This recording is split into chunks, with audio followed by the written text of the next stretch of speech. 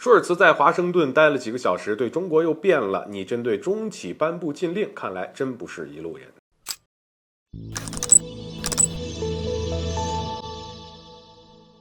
大家好，欢迎来到赵太阳观察室。根据德国媒体的消息报道呢，德国政府正计划下达禁止中方科技企业参与德国关键基础设施建设的规定，其中就包括了华为、中兴的 5G 技术。而对此，德国媒体发出警告，声称呢，如果德国政府真这么干了啊，不仅会损害中德好不容易回温的关系，还会让德国的5G 项目的发展因此停滞。而年前，德国总理舒尔茨还对中国进行过访问。对于疫情后第一位来中国的欧洲领导人，又正好是中德建交50周年的日子，以至于外界都认为中德紧张关系会缓和，会有进一步发展的可能。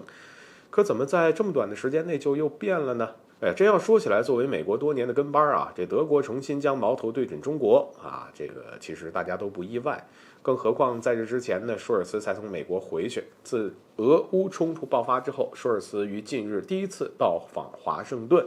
与美国总统拜登进行了会面。关于此次美德领导人会晤呢，早之前就有声音传出，说舒尔茨此访啊是再次就通胀削减法案向拜登去讨说法的。然而，相信的人很少。在外界看来，德国当了多年的奴隶是绝对无法让主子低头的。不过，对于德国的抱大腿可能性倒是很大。据悉，在会晤期间呢，德国喊话中国不许向俄罗斯提供武器装备。除此之外，谁也不清楚两国关起门来又说了什么。这在分析看来呢，与这次制裁中国企业有脱不开的关系。传言啊，德国《明星周刊》发布了文章，说老大哥回来了。该文章中明确表示，幸运的是有拜登，在俄罗斯和中国的冲突中，德国可以再次指望美国。一回来就宣布加入对中方科技企业的包围网，足以说明呢，就算包括德国在内的欧洲多国对美国出台的通胀削减法案非常不满但再怎么样，也都是西方国家在政治立场上还是得看人脸色的。如果德国对中国的态度过于积极，那么不利于舒尔茨的政治前途的同时，也会被质疑存在立场问题。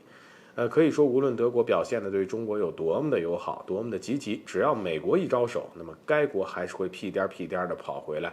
重新回到美国身边。哪怕中国一直都是德国最大的贸易伙伴。当然了，以德国对俄罗斯能源的依赖程度，那么该国也是为了美国连俄罗斯都能翻脸，线下与中国翻脸也就不是那么奇怪了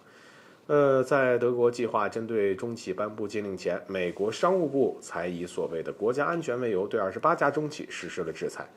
所以这么一看，德国也计划对中企颁布禁令，很大可能呢是在紧跟美国的脚步，或者说是受到了美国的挑拨和忽悠。随着美国对中国的敌意不断增强，美国没少对欧洲盟友施压。近日，因为遭到了美国的施压呢，荷兰也宣布对其芯片出口实施了限制，进一步来打压中国。从这儿我们也可以看出，欧洲国家终究跟我国呢不是一路人。舒尔茨在华盛顿待了几个小时，又对华翻脸，这就是无药可救，也是在逼中国不再仁慈。还是那句话，德国政府要是执意对中国企业进行遏制打压，必然会影响中德之间的关系。而以中国市场对德国的重要性，中德关系再度遇冷，对德国来说没有好处，只有坏处。好了，本期节目就到这里，欢迎点赞转发，留下您的精彩评论。